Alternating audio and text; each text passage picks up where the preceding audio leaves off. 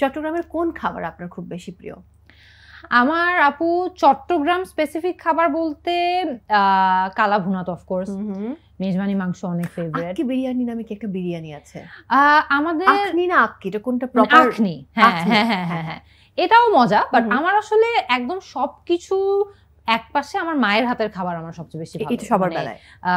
উনি খুব মজা করে একটা চিকেন রোস্ট রান্না করেন, আমার খুব প্রিয়। একদম প্লেন সিম্পল যে পোলাওটা আছে সেটা আমার খুব প্রিয়।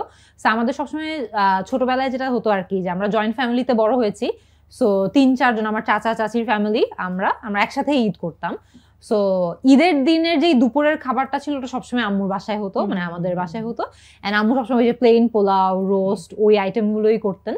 সো আমাদের এই কাইন্ড অফ একটা মেমোরির অংশ হিসেবে রয়ে গিয়েছে আর কি ওই খাবারটা। সো ওইটাই আমার ফেভারিট। আর আপনার হাতের কোন খাবার আয়মান সাদিক ভাই পছন্দ করেন? এটা সেফ টু সে আপু, আমি রান্না খুব কম করি। আমি রান্না করতে পারিও কম, বাট আমি ইউটিউব দেখে অনেক সুন্দর রান্না করতে পারি।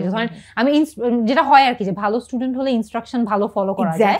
সো আমি ইউটিউবে যে যখন কোনো ইনস্ট্রাকশন সহ কিছু একটা করি, সেটা আমি খুব সুন্দর রান্না করতে পারি। সো সেটা পারি। আমার প্রিয় খাবার যেটা, মানে আমার খাবার যেটা আইমানের পছন্দ, আমি ডেজার্ট বানাই অনেক। সো ডেজার্ট আইমান খুব পছন্দ করে।